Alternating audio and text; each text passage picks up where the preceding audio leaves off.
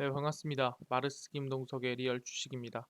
오늘 마르스 김동석의 리얼 주식은 삼성 로봇 진짜 대장주입니다. 주가 떨어지면 오히려 기회입니다. 이 주식 꾸준히 사모으시길 바라겠습니다. 오히려 시장에 빠질 때 매수해도 되는 진짜 대장주 오늘 알려드리니까요. 이 주식만큼은 꾸준히 사모으시길 바라겠습니다. 이 종목 내용 공개하기 이전에 저희 마르스 김동석의 리얼 주식 유튜브가 여러분들의 사랑으로 빠른 성장 나오고 있습니다. 56,100명이고요. 구독자 6만 명을 향해 달려가고 있습니다.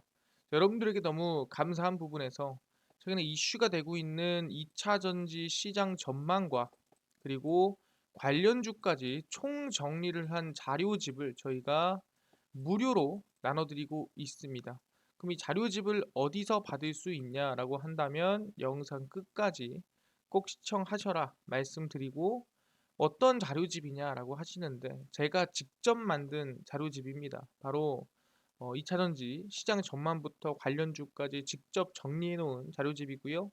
이 자료집을 저희가 100% 무료로 나눠드리고 있으니까 모두 받아갔으면 좋겠다 말씀을 드리겠습니다. 이뿐만 아니라 여러분들에게 도움이 될 수 있는 영상들 많이 찍어드리고 있으니까 영상 시청하시고 우리 유튜브 구독 버튼, 영상 좋아요 버튼, 그리고 댓글까지 남겨주시면 너무나도 감사하겠다 말씀드리고, 나는 기법 강의에도 관심 많아요 하시면 맨 아래에 저희 상한가 차트 연구소 유튜브 구독과 영상 시청까지 꼭 부탁을 드리도록 하겠습니다. 그래서 오늘의 주제는 삼성로봇 진짜 대장주 주가 떨어지면 오히려 기회입니다. 이 주식 꾸준히 사모으시길 바라겠습니다.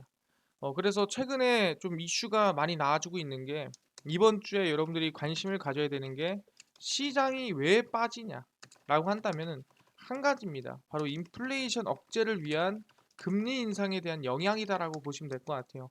첫 번째가 이번 주에 있는 잭슨 홀 미팅입니다. 잭슨 홀 미팅 같은 게 매년 8월에 열리는 거고요. 사실상 우리가 흔히 알고 있는 FOMC나 금통위보다도 중요하다 보시면 될 것 같아요. 왜? 전 세계 중앙은행 이 총재들이 모여서 우리 금리 어떻게 할지, 또는 뭐 경제 어떻게 될지, 이거에 대해서 논의를 하는 곳입니다. 그러다 보니까 이 전 세계 방향성이 이 잭슨홀 미팅으로 정해진다 하더라도 과언이 아닐 정도로 중요한 날이다 생각하시면 될 것 같아요. 그래서 26일, 아마 국내 시간으로는 27일 아마 이 잭슨홀 미팅의 결과가 공개되지 않을까 생각을 하고 있고요. 그 다음에 대한민국 금통위가 이번 25일에 진행이 됩니다. 당연히 금리 인상을 진행을 할 거고요. 사실상 사람들이 그런 얘기를 합니다. 환율이 왜 이렇게 올라가고 있나요? 물어보시는데, 과거에는 대한민국이 금리를 미국을 앞섰습니다. 항상 미국한테 금리를 한 발 먼저 인상을 했었는데, 이번에 아시겠지만 미국이 한 번 인상을 할 때 빅스텝, 자이언트 스텝 하다 보니까 뭐 한 발자국 갈 거를 두 발자국, 세 발자국 갑니다. 그러다 보니 대한민국이 지금은 쫓아갈 수밖에 없는 그런 상황이 만들어졌다. 그러다 보니 아마 이번 금리 인상을 해야 환율이 어느 정도 진정이 되지 않을까 생각을 좀 해볼 수 있을 것 같습니다. 그래서 이렇게 오히려 이 금리 인상 압박으로 증시가 밀릴 때도 아까 말씀드렸습니다. 삼성전자 로봇 진짜 대장주입니다. 주가 밀리면 오히려 기회입니다. 아까 말씀드렸죠? 이 주식 지금부터 꾸준히 사 모으시기 바랍니다. 그러니까 시장이 빠져도 종목이 빠져도 꾸준히 사모아도 되는 종목들 지금부터 하나하나 알려드리니까 집중해서 배우시면 좋을 것 같습니다. 이번 주에 공개가 된 게 있습니다. 삼성 혁신 연결성 협업으로 갤럭시 워치 헬스케어 강화, 체온 혈당 체크는 아직이다라고 이번에 얘기 나왔는데, 이게 뭔 소리냐? 이번에 삼성전자에서 이 폴더블 4를 내면서 갤럭시 워치 이번에 새로운 버전을 공개를 했습니다. 그래서 보시면은 삼성전자의 웨어러블 신제품 갤럭시 워치 5 핵심 기념은 이 단연 헬스케어입니다. 운동량을 체크하는 수준을 넘어서서 눈을 뜨고 있거나 감고 있을 때나 항상 이용자의 건강 전반을 관리한다는 게 목표고요. 우리가 생각하는 진짜 헬스케어죠. 그래서 쭉 보시면 많은 관심을 끌었던 웨어러블 기기, 체온 측정, 혈당 체크 기능의 경우에는 아직은 진행되지 않았지만 다른 기능들은 다 구체화가 됐다라고 볼 수 있을 것 같아요. 첫 번째가 방향성인 혁신은 센서에 초점을 두고 있습니다. 지난해 출시된 갤럭시 워치 4에 바이오 액티브 센서를 처음 도입을 해서 고유한 단일 칩을 사용해 광학 심박 센서, 전기 심박 센서, 생체 전기 임피던스 분석 센서 등 세 개의 핵심 건강 센서를 작은 유닛에 통합을 했습니다. 그래서 수면 관리, 체지방 측정 등 바이오 액티브 센서가 측정한 생체 지표를 활용하는 게 좀 대표적인 사례였다 볼 수 있을 것 같은데 갤럭시 워치 5는 수면 중 혈중 산소, 코골이까지도 측정을 해서 수면 점수를 부여하고 측정 결과에 따라 수면 코칭까지도 제공을 합니다. 단순히 그냥 센서로 이런 지표입니다라고 보여주는 게 아니라 이 지표가 무슨 의미인지 앞으로 어떻게 해야 될지를 이번에 공개를 한다라고 볼 수 있을 것 같아요. 어떻게 보면 진짜 헬스케어의 한 단계 정말 이 앞으로 간 그 정도의 기술이라고 볼 수 있을 것 같고요. 두 번째 방향인 연결성은 삼성 헬스 앱을 중심으로 워치뿐만 아니라 스마트폰, 태블릿, TV 등 건강 상태를 관리하는 생태계를 구축하는 것. 정확히 얘기하면은 갤럭시 워치랑 그 다음에 모든 삼성전자 전자기기를 다들 연결시킨다라고 보시면 될 것 같습니다. 그래서 삼성 스마트 TV나 갤럭시 탭으로 운동이나 명상을 하는 경우에 워치가 측정한 칼로리와 심박수를 사용하고 있는 더 큰 화면으로 확인을 할 수가 있고요. 그다음에 IoT 아까 얘기한 뭐 냉장고, TV 할 거 없이 삼성전자 기기들이 연결된 갤럭시 워치는 수면 상태를 인식하고 자동으로 조명을 낮추고 에어컨을 끄고 온도를 맞추는 것도 가능하다라는 거죠. 그래서 아마 이 삼성 헬스케어 이 스마트 갤럭시 워치가 연결될 수 있는 허브 중심 역할을 맡게 될 것이라 보고 있고요. 여기서 제일 중요합니다. 공기청정기, 로봇 청소기 등 가전들과의 연결성을 강화한다라고 얘기가 나와주고 있습니다. 그래서 삼성 헬스의 가장 핵심적인 사안이고요. 구글과 함께 스마트워치 전용 OS인 웨어 OS와 헬스 커넥트를 개발을 했습니다. 그래서 뭐 측정이라든가 분석을 더 발전을 시키고 그리고 소비자들에게 좀 더 유용한 서비스라든가 앱을 개발한다라 보시면 될 것 같고요. 앞으로 체온 측정이나 혈당 체크도 아마 진행하지 않을까 기대해 볼 수 있을 것 같아요. 이게 왜 중요한 거냐라고 한다면은 여기 나오는 게 핵심이죠. 공기청정기라든가 로봇 청소기 등 가전들과의 연결성을 강화한다라고 얘기해주고 있습니다. 이게 뭔 소리냐? 이 삼성전자의 갤럭시 워치가 결국 보고 있는 방향은 뭐냐 한다면은 웨어러블입니다. 웨어러블인데 뭐다? 모든 것이 연결되어 있는 웨어러블이에요. 말 그대로 지금 당장에선 TV, 당장에선 에어컨 수준이겠지만 이제는 뭐다? 삼성전자에서 만드는 세상 피셈 로봇이라든가 삼성전자에서 만드는 서비스 로봇이라든가 삼성전자에서 만드는 어떻게 보면은 안내 로봇이라든가 이 모든 로봇들과 상호작용을 할 수 있는 게 바로 갤럭시 워치 현재 5라고 볼 수 있을 것 같아요. 앞으로 6, 7, 8 나오면 나올수록 결국엔 이 삼성전자의 모든 것들과 상호소통 가능한 결국엔 삼성 로봇을 위한 허브 역할을 하는 게 갤럭시 워치라 볼 수 있을 것 같습니다. 그래서 앞으로 삼성전자는 이 웨어러블 로봇에 대한 이 준비를 계속 진행할 것으로 예상이 된다라고 볼 수 있을 것 같은데 제일 중요한 게 뭐냐 한다면 알겠습니다. 이번에 뭐 방금 얘기한 대로 갤럭시 워치를 통해서 로봇 시대를 준비하는 거 알겠는데 뭐 로봇 시장이 성장은 나오고 있나요? 그냥 우리만 계속 관심 가지는 거 아닙니까? 라고 할 수 있습니다. 근데 기술과 규모의 쌍끌이 6조 시장 로봇주가 뜬다라는 기사가 나왔는데 특정 산업용 로봇을 넘어 여러 방면에서 활용이 가능한 서비스용 로봇 시장 규모가 매년 5% 이상 성장하면서 로봇 부품 업계가 혜택을 받을 거라 기대감이 나아지고 있습니다. 일단 정부도 예산을 증가 편성하고 경제 규제 혁신 TF 회의를 통해 자율주행 로봇에 대한 실증 규제 완화라든가 로봇 시장 육성을 좀 어떻게 보면은 대단한 의지를 드러내고 있는 상태입니다. 그리고 굵직한 대기업들까지도 로봇을 미래 산업으로 점찍고 시장의 박차를 좀 가하고 있는 상태고요. 한국로봇산업진흥원에 따르면 국내 로봇 시장은 매년 5% 이상 성장세가 나와주고 있고 2020년 기준으로 5조 5천억 원 규모를 이루고 있습니다. 이 중에서도 안내, 청소, 서빙 등 전문 서비스용 로봇이 연간 40%가 넘는 성장률을 보이고 있다는 거예요. 정확히 얘기하면은 사람이 굳이 안 해도 되고 사람이 하기 귀찮은 것들을 로봇한테 시키고 있는 비율이 매년 40%씩 늘어나고 있다는 거죠. 그래서 쭉 보시면 실제 핵심 국정과제, 로봇 반도체 등 디지털 실현 산업 수요 연계 강화를 포함을 하면서 중요성을 강조를 했고요. 서비스용 로봇의 수요에 맞춰서 돌봄 그리고 방금 나왔던 뭡니까? 웨어러블이죠. 의료, 물류 분야 4대 서비스용 로봇 분류를 각각 지난해보다 높은 예산인 290%, 270%, 320%, 48% 편성을 했습니다. 최소 얼마? 최소 200에서 300% 이상 추가 편성을 하면서 이 로봇과 상호작용하는 이 서비스가 상당히 중요하다라고 이번에 어떻게 보면 정부에서도 인정을 했다라는 거죠. 그래서 국내 관련 산업 지원 확대, 로봇 부품 회사의 잠정적인 중장기 모멘텀이 기대가 되더라. 그리고 로봇 부품의 3요소 중 하나인 감속기 시장에서도 활약 중인 기업들의 수혜가 기대가 된다. 보시면 뭐 SPG도 있고요. 뭐 그걸 제외하더라 종목이 많습니다. 그래서 이러한 로봇 업계의 성장에 발맞춰서 자율주행 로봇에 대해 기존 대비 다소 완화된 규정이 공개가 됐고요. 그래서 아마 이 자율주행 로봇의 실외 자율주행을 허용하기로 했고 도로교통법상 자율주행 로봇은 차로 분류되기 때문에 동행자가 필요하고 공원 출입이 안 되고 그다음에 이 횡단보도를 건너지 못했는데 이제 가능하게끔 이제 이 규제가 좀 해소되지 않을까 예상을 하고 있고요. 장기적으로 볼 때 자율주행 기반 로봇의 경우 현재 규제로 인해 가시적인 실적이 나오기에 시간이 좀 걸릴 수 있지만 매년 연평균 34% 이상의 성장이 기대가 되고 있는 상태입니다.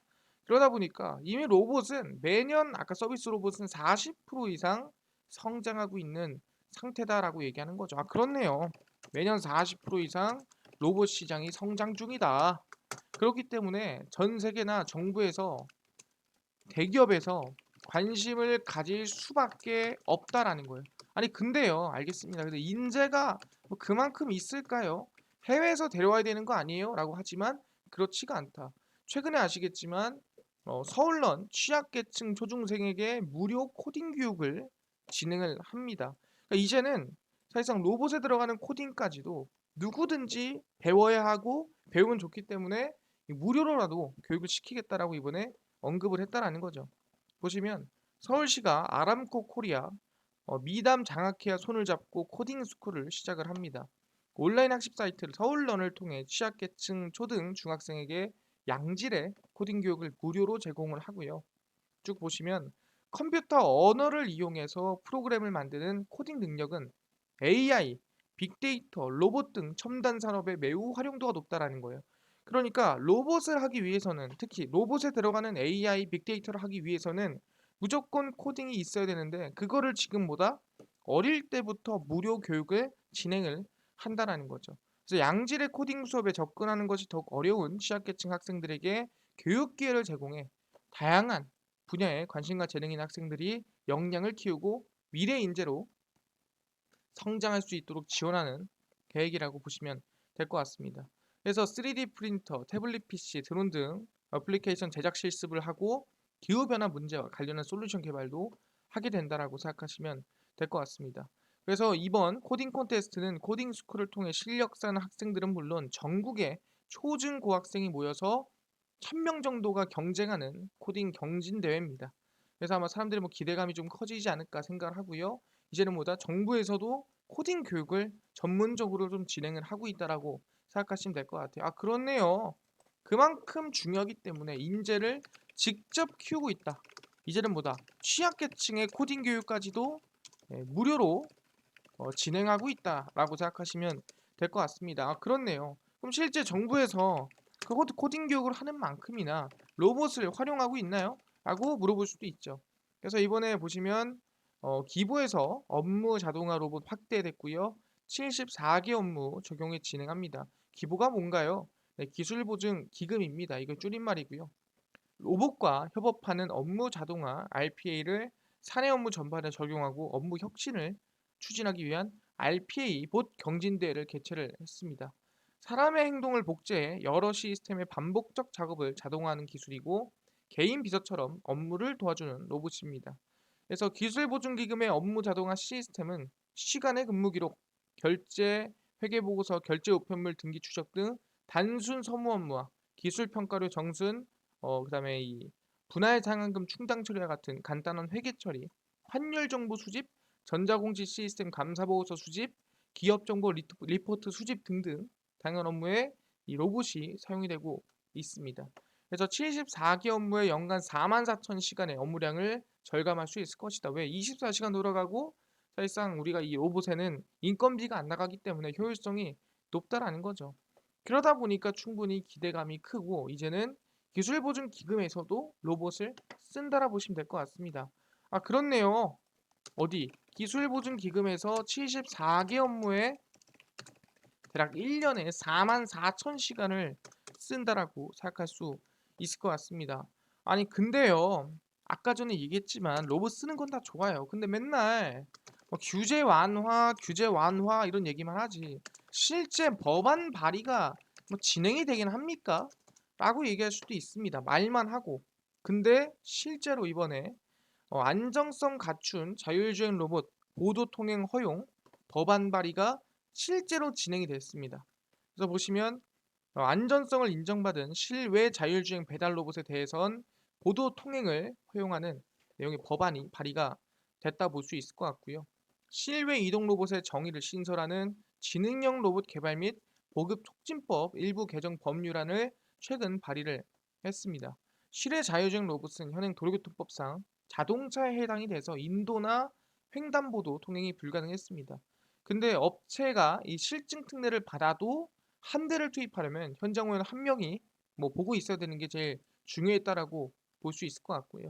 그래서 좀 규제가 세기 때문에 어떻게 보면 국내 자율주행 로봇이 성장하지 못하는 거 아니냐라고 말이 정말 많았습니다. 그래서 이번 개정안에서 차마로 분류되는 주행 로봇 중에서도 보도 통행 허용 대상 로봇의 범위를 특정하고 도로교통법상 보도 통행 금지 대상에서 제외하기 위한 실외 이용 로봇의 정의를 신설했습니다. 그래서 보도 통행 허용의 핵심 전제 조건인 로봇의 안전성을 인증하기 위한 법정 인증 체계 도입의 근거를 마련을 했고요. 로봇으로 인해 발생 가능한 사고에 대비해서 손해를 담보할 수 있는 안전보장 사업 실시 여건도 마련을 했습니다. 그래서 2030년 자율주행 로봇 세계 시장 규모는 222억 달러지만 국내는 규제로 인해 산업의 성장이 너무 느리다. 그렇기 때문에 이번 법안이 꼭 통과돼야 됩니다라고 얘기를 하고 있는 거예요. 그래서 사실상 지금까지 많이 나왔던 규제 완화가 아니라 정말 현실적인 법안이 되지 않을까라고 생각을 해볼 수 있을 것 같습니다. 아, 그렇네요. 이번에 말만 그런 게 아니라 진짜 자율주행 로봇을 위한 우리가 이 법안이 발의가 됐구나. 아까 얘기한 대로 이 로봇 자율주행 로봇에 대한 정의, 그 다음에 자율주행 로봇에 대한 안정성, 그리고 이제 이 자율주행 로봇에 대한 어떻게 보면은 안전 보장까지도 법안이 진행이 되면서 가장 현실적인 법안이지 않을까 생각을 하고 있습니다. 오케이, 알겠습니다. 아니 근데 이거 비싸가지고 뭐 사람들이 쓰긴 할까요? 라고 또 물어볼 수 있습니다. 왜냐면은 이거 만들어 놓으면 뭐하냐? 사람들이 안 쓰고 비싸가지고 그냥 방치하면 끝나는 거 아니에요? 라고 하겠지만 다들 그런 똑같은 생각을 합니다. 수백억 하는 로봇 엄두나 내겠습니까 이거? 근데 로봇도 뭐다? 굳이 살 필요 없습니다. 넷플릭스처럼 구독해라라는 거죠. 매달 얼마씩 내세요. 굳이 돈 주고 사지 마세요. 라고 하는 겁니다. 가게에 로봇을 들여온 지 8달 됐습니다. 처음에는 움직임이 느려 답답했는데 이제는 직원들도 함께 일하는데 익숙해졌다고 하네요. 영통구 수원시 한식당 5월에 꽃수저를 운영하는 김진홍 씨는 지난해 말 가게를 옮기면서 서빙 로봇 2대를 도입을 했습니다. 가게 내부가 주방부터 홀까지 거리가 멀어 그릇을 일일이 나르는데 어려움을 겪었는데 로봇은 주방에서도 만든 음식을 고객의 식탁 앞까지 배달하고 빈 접시를 다시 주방으로 옮기는 일을 주로 하고 있습니다. 직원들은 로봇이 운반해준 그릇을 고객 식탁에 옮기기만 하면 된다라는 거죠. 콜 인원이 늘어도 일정 공간 내에서 쓸 수 있는 사람의 수가 한계가 있었는데 로봇이 단순 반복 업무를 처리해 주니 고객 응대라든가 다른 서비스에 집중할 수 있습니다라고 얘기를 한 겁니다. 그래서 배달의 민족 운영사인 우한 형제들을 통해 서빙 로봇을 들여왔고요. 대당 약 1,000만 원이 넘는 서빙 로봇을 쓸 수 있는 은 바로 구독 프로그램 때문이다. 그러니까 1,000만 원 주고 사지 않았다라는 거죠. 실제 이 로봇도 직접 개발한 건 아니고요. 이 서빙 로봇 업체를 통해 로봇을 수입한 뒤 현장에 적용할 수 있는 소프트웨어라든가 운영 기술, 사후 서비스를 연계해서 판매했습니다. 그래서 약 1,400만 원짜리인데 이거를 그냥 산다 그러면 구독을 하면 매달 40에서 50만 원이면 이용할 수 있다라는 거죠. 사실상 사람한테 우리가 돈을 써서 뭐 최저임금 해도 170만 원, 180만 원 이상 나가는데 월 4, 50에 로봇을 쓴다면 오히려 이게 나을 수도 있고 왜? 사실상 체력도 안 지치죠. 아프지도 않고요. 24시간 돌릴 수 있습니다. 그러니까 상당히 더 안정성이 있거나 효율이 올라갈 수도 있다라는 겁니다. 그래서 대당 1,000만 원 넘는 로봇이 2년 만에 5배가 확대가 됐습니다. 로봇도 구독하는 시대가 오고 있고요. 로봇과 함께 연계된 서비스를 구독 상품으로 제공하면서 비용들이 줄었다. 그래서 뭐 우한 형제들, LG CNS, 네이버 등 구독식 로봇 사업을 키우고 있는 상태라고 볼 수 있을 것 같습니다. 아, 그렇네요. 수백억 하는 로봇 이거 누가 씁니까? 나도 쓸 수 있다라는 거예요. 확인했습니다. 뭐다? 1,400만 원짜리 로봇을 사서 쓰는 게 아닙니다. 뭐다? 우리가 소프트웨어라든가 사후 관리 정말 모든 것들을 해주면서 한 달에 한 40에서 50만 원이면 쓸 수 있다라는 거죠. 그러니까 보다 이제는 사람보다도 로봇을 더 많이 쓰는 시대 세계가 올 가능성이 매우 높다라는 거예요. 그래서 누가 LG도 열심히 지금 개발 중이고 생산 중이다. 뭘 보고 알 수 있습니까? 이거죠. 구미 LG전자 산업용 로봇 생산하고요. 생산 라인 2개 신설하고 있습니다. 최근에 신설한다 그러면 대부분 뭐 2차 전지, 배터리 뭐 이것들만 신설한다 이게 들었는데 이번에는 로봇 생산을 어, 신설하겠다라고 이번에 얘기가 나와주고 있습니다. 구미 국가산업단지 LG전자 구미 사업장이 상업용 로봇 생산에 나섭니다. 태양광 패널 사업 종료 등 이딴 사업 재편으로 사업 비중이 축소된 구미 LG전자의 희망적인 소식에 지역 경제가 좀 기대감이 크고 있습니다. 아까 얘기한 대로 상업용 로봇 생산을 위한 생산 라인 2개를 신설 중이다라고 얘기하고 있고요. 그래서 내년에 또 생산 라인 2개 정도를 추가 신설할 계획이기 때문에 이 LG전자 구미 사업장의 상업용 로봇 생산 비중은 크게 늘어날 전망입니다. 그래서 올해 30명, 내년 200에서 300명으로 늘린다는 계획이고요. 여기서 생산하는 산업용 로봇은 병원, 호텔, 식당 등 자율주행을 하며 물건을 운반하는 서빙 로봇과 안내 로봇의 완제품입니다.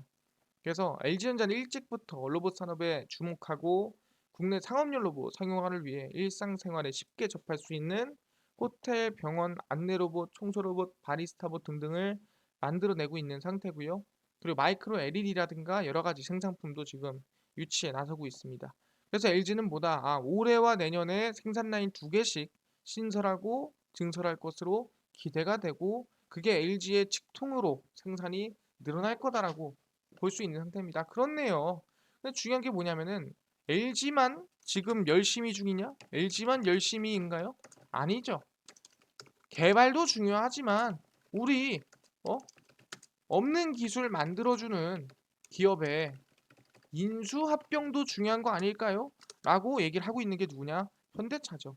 그래서 현대차 그룹이 미국에서 로봇 투자 벤처 캐피털 설립을 검토하고 있습니다.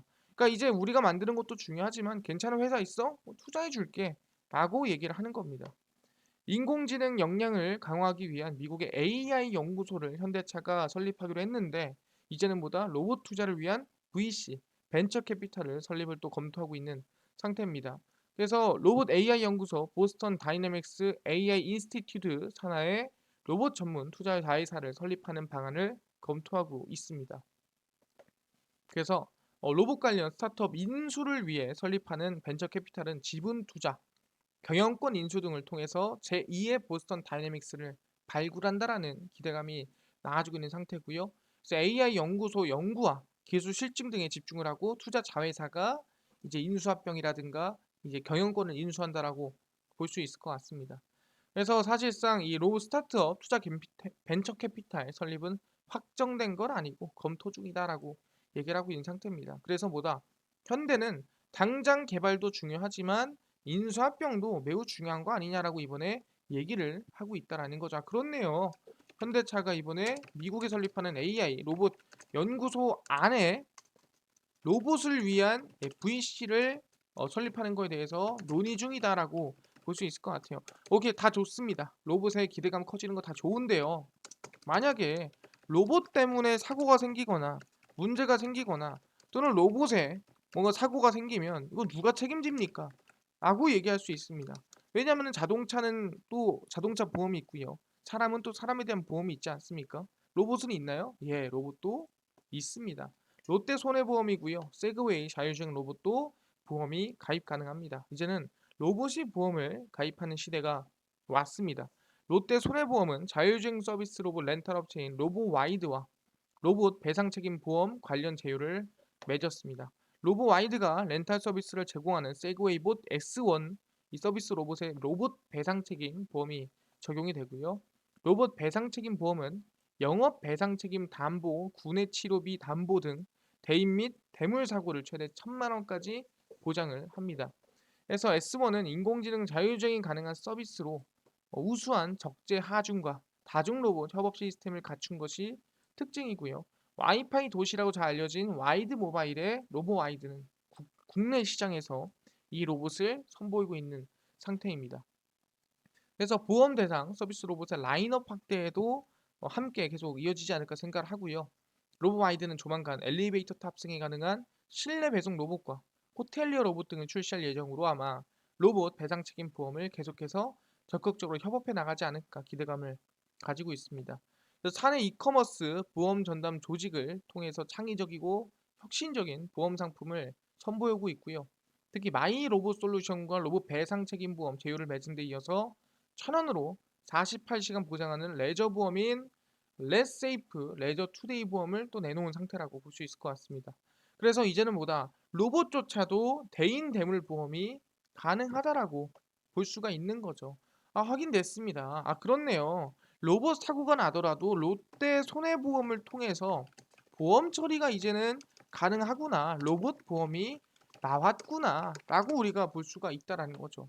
우리가 생각한 모든 문제가 끝났다라는 거예요. 근데 중요한 건 뭐다? 알겠습니다. 근데 뭔가 투자라도 강하게 들어와 줘야 어? 우리도 솔직히 좀 믿고 투자할 수 있는 거 아니겠습니까? 라고 하시는데 맞습니다. 그래서 이번에 6월부터 시작을 해서 퀀트 그러니까 AI 운용사에서 로봇 투자에 굉장히 많은 매수세가 들어와주고 있다라는 거죠. 쭉 보시면 사람의 개입 없이 컴퓨터 알고리즘으로 종목을 매매하는 퀀트 펀드가 지난 6월부터 시작해서 약 9,280조 원어치를 주식을 사들였습니다. 뭐를? 바로 이 로봇 관련해서라 보시면 될 것 같고요.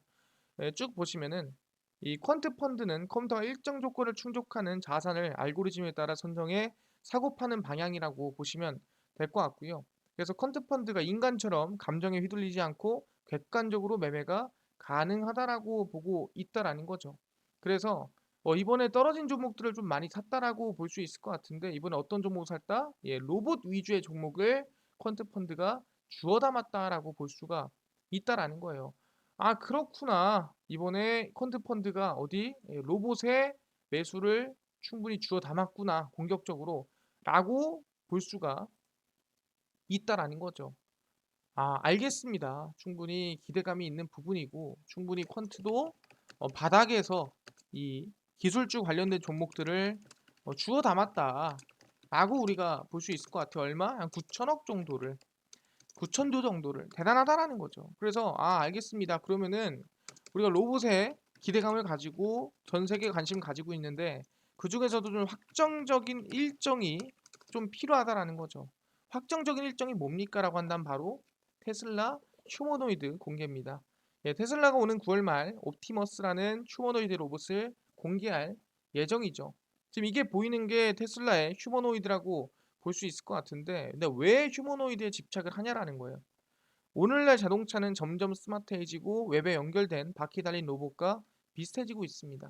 그래서 휴머노이드 로봇도 자동차처럼 현실이 되고 있고요. 인간의 키와 체중에 가깝고 무거운 물건을 들거나 작은 걸음으로 빠르게 걸으며 앞쪽에 있는 화면은 다른 사람들과 의사소통을 위한 대화형 인터페이스다라고 얘기를 하는 겁니다. 근데 왜 굳이 사람과 똑같은 이 로봇을 설계했냐? 인간 사회가 두 팔과 10개의 손가락을 가진 이종보행 휴머노이드와 상호작용을 기반으로 하기 때문이라는 거죠.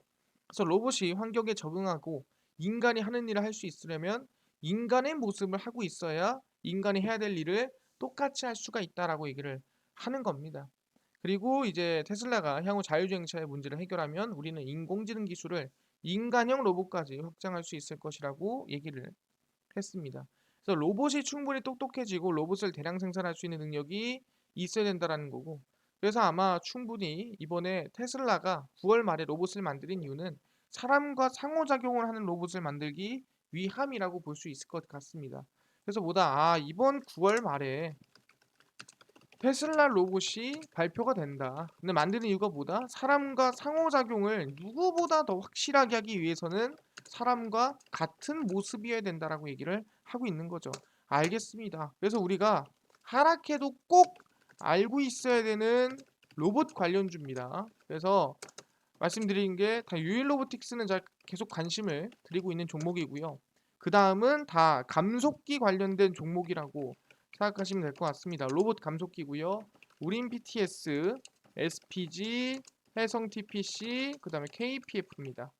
이 종목들은 다 로봇 감속기 관련된 기업들입니다. 그렇기 때문에 빠지더라도 계속 성장성이 나올 수밖에 없다. 왜? 항상 얘기하지만 감속기는 일본이 거의 독점하고 있기 때문에 국내에서 이 감속기를 개발한다라는 것은 상당히 경쟁력 있다라고 얘기를 했습니다. 알겠습니다. 로봇 관련주 상당히 하락해도 경쟁력 있는 거, 관심 가져야 되는 거 알겠는데요. 제일 중요한 게 뭐냐면은 이거 말고도 아까 전에 2차 전지 시장 전망과 관련주까지 총 정리한 자료집을 무료로 나눠주신다고 하셨는데 어디서 받을 수 있을까요? 또는 당일 급등이 예상되는 단타 종목을 매일 무료로 좀 나눠주시고요. 장 시작 전에 급등이 예상되는 뉴스라든가 시황을 무료로 정리해 주시고 테마주라든가 매매법이라든가 강의를 무료로 좀 정리해 주세요 하시는 분들이 있어서 김동석 대표가 100% 무료로 나눠드리고 있습니다. 어디서? 바로 김동석의 리얼 주식 연구소라는 100% 무료 어플이고요. 이 어플은 각 스마트폰 안에 내가 아이폰을 씁니다. 그럼 앱스토어에서 무료로 설치 가능하고요. 갤럭시를 씁니다. 그럼 구글 플레이나 플레이 스토어에서 무료로 설치가 가능합니다. 앱스토어, 구글 플레이, 플레이 스토어에 접속을 하시고요. 각 스마트폰에서 뭐라 검색하냐? 김동석의 리얼 주식 연구소라 검색을 하시고요. 그럼 이렇게 김동석의 리얼 주식 연구소 어플이 뜨게 됩니다. 100% 무료로 설치 가능하니까 꼭꼭꼭꼭 설치하셔라 말씀을 드리고요. 꼭꼭꼭 이렇게 설치를 무료로 하시고 나면은 김동석의 리얼 주식 연구소 어플이 화면에 뜨게 됩니다. 100% 무료로 가능하고요. 당일 리얼 추천주가 당일 급등에 예상되는 종목을 무료로 알려드리고 급비 분석이 장 시작 전 시황입니다. 장 시작 전 시황이고 급비 자료가 테마주라든가 매매법에 대해서 무료로 나눠드리고 있습니다. 아까 전에 2차 전지 자료집은 어디서 받을 수 있나요? 라고 하신 분들이 있는데 리얼 추천주 누르시고요. 들어가시면 저기 5만 명 자료 배포라고 있습니다. 이 5만 명 자료 배포 누르고 들어가시면은 저희가 100% 무료입니다. 100% 무료로 자료 다운로드 가능하니까요. 꼭꼭꼭 받아가셔라 말씀드리고요. 이뿐만 아니라 매일매일 23일, 20일, 19일, 18일, 17일 추천주로 올려드리고 있으니까 무료로 확인하시면 좋겠다 말씀드리고요. 급비 분석은 장 시작 전 시황입니다. 해외 증시부터 국내 이슈까지 무료로 정리를 해드리고 있으니까 이것만 봐도 다른 이슈 볼 필요가 없다 말씀드리고요. 급비 자료는 테마주라든가 매매법 무료로 나눠드리고 있습니다. 최근에 곡물 관련주가 올라갔다면 왜 올라갔고 어떤 종목이 있는지 다 정리를 해드리죠. 그래서 매일매일 정리를 해드리고 있으니까 다 무료로 이슈와 종목 확인하셔라 말씀을 드립니다. 그래서 김동석의 리얼 주식 연구소고요. 100% 무료 어플입니다. 종목, 시황, 테마주 강의까지 무료로 모두 알아가셔라 말씀드리고요. 이뿐만 아니라 저희 마르스 김동숙의 리얼 주식 유튜브 여러분들의 사랑으로 커가고 있습니다. 우리 구독자 6만 명을 향해 달려가고 있으니까요. 딴 거 안 바랍니다. 유튜브 구독, 영상 좋아요, 그 다음에 댓글까지 남겨주시면 너무나도 감사하겠다 말씀드리면서 오늘 영상 여기서 마치고 다음번에 더 좋은 영상으로 찾아뵙도록 하겠습니다. 감사합니다.